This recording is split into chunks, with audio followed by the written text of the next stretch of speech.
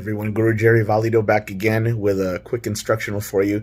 I received a message from a friend of mine who's teaching his daughter self-defense, and he had seen a video online on how to escape from a headlock. This particular video was done by a jiu-jitsu instructor, Brazilian jiu-jitsu instructor, a grappler, and the technique that this individual showed was how to escape from a headlock by actually going down to the ground and taking the opponent to the ground and affecting his escape from there. I decided to make a video for my friend and send it to him with my points of view and my opinions on how I would do a headlock escape, and that's what we're going to look at right now. Hope you enjoy it. I'll give you my personal opinion on that, coming from my perspective. I am not a ground guy. I'm not a grappler. I don't want to go to the ground. I have to use my training to counter a headlock like that without going to the ground. So going to the ground, number one, you don't know what's on the ground. You could be, falling back on glass or whatever. He may have a buddy coming up and you're messing around on the ground and some guy comes up and kicks you in the head. So I'm not a ground guy, never have been, don't want to be. All right, so I'm going to give it to you from a striker's perspective, all right, from a Kempo guy's perspective. All right, this is my son Anthony, by the way, say hi. So this is the headlock that he put in. So go ahead, go. Okay, so, all right, the idea is you want to protect your airway. All right, so I'm going to tuck my chin and I'm going to turn my windpipe towards the guy. All right, so get it around my neck. Okay, so I'm going to tuck my chin and turn towards him. I still have my hands, okay?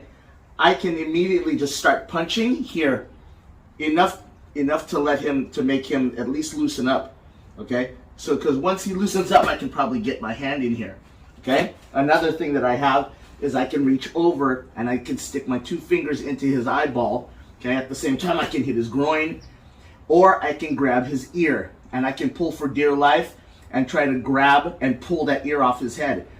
Did you know it only takes about 7 pounds of pressure to rip a human ear off a person's head? As soon as this thing starts to loosen up, right?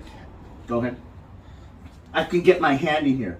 Once I have my hand in here, there's a deposit of fat right here. I can grab into that. Well, not actually fat.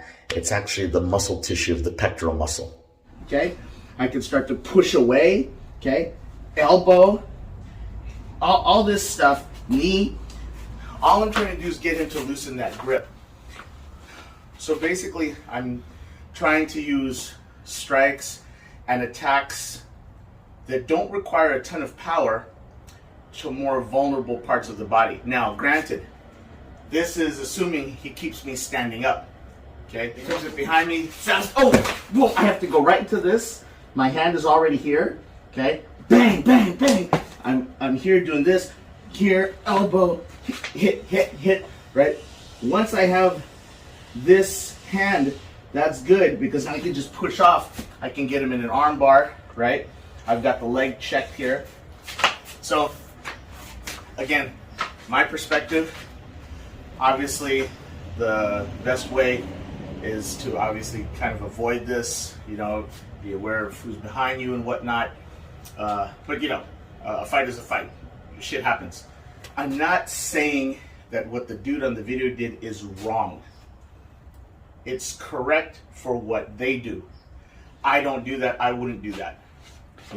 Just like they probably wouldn't do what I do. If going to the ground is something that a person wants to do, go for it. If you know how to operate down there. I'm not a grappler, so I wouldn't do that. I want to do everything to stay up on my feet. And then, obviously, if it comes down to it, and there's more than one of them, once I get out of the headlock and I have a knife on me, I'm going to deploy my knife. Force multiplier, right? So, hope that answered your question. Sorry for it being a little lengthy, but I just kind of wanted to give you my 2 cents. All right, peace.